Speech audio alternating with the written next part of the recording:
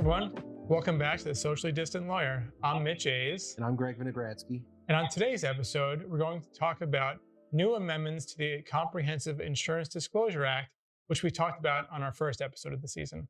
That's right. So if you check out our previous episodes, you'll see that we discussed this new insurance law that basically came into effect, which requires mandatory disclosure of certain insurance information of the policy for any claim that's pending, any claim where an answer is about to get filed.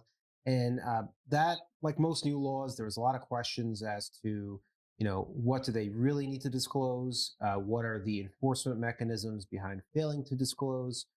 So since then, there's been some changes to that law. And Mitch, why don't you tell us about exactly what's been changed here? Thanks, Greg. So there's a lot of confusion in that law.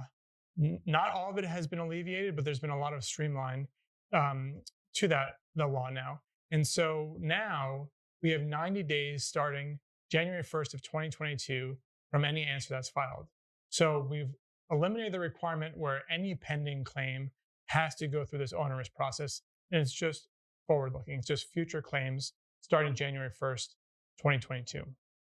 Also, there's no longer a requirement that defendants must turn over the complete copy of the insurance policy and file. It's only the declaration page, assuming that plaintiff consents to that. We also do not need to disclose entire towers of insurance coverage that may not have any relationship to the claim. It's only claims that are potentially related to the pending action. That's very important because it eliminates upper level towers of insurance from being disclosed. Another important requirement now in the bill is that you don't need to disclose entire information about claims adjusters as well as insurance carrier representatives. Now you only need to disclose the contact information and the name and email address of the person who's adjusting the claim. It doesn't have to go beyond that layer. So if there's a third-party administrator, the information you provide for that administrator satisfies this requirement.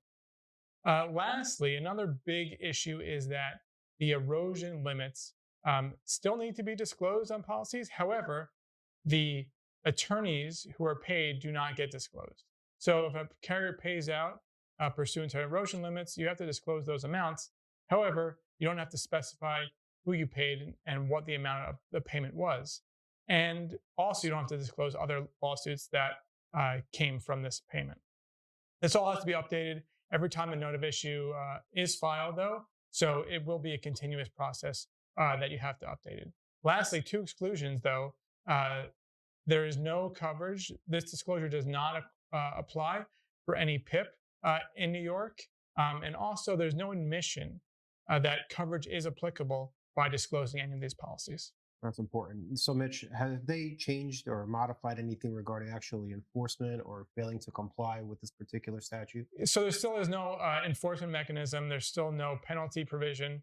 That's something that's still going to be developed through common law, through challenges by both plaintiffs and defense counsel. And I would assume this probably doesn't limit plaintiffs' ability to try to file motions to compel or to make document production requests for maybe that tower policy or things that might get brought later in a conference or a motion practice. Right. So there's nothing there's nothing prohibiting plaintiff from obtaining additional information or trying to obtain additional information. They can consent initially to a disclosure of just the declaration page. However, if they want more, they never waive their rights to request additional information pursuant to this act. Thanks for tuning in to another episode of The Socially Distant Lawyer. Be sure to check out one of our associates, Karen Vega's article regarding this issue, our prior video regarding this issue. Check out our social media platforms, and we'll see you next time.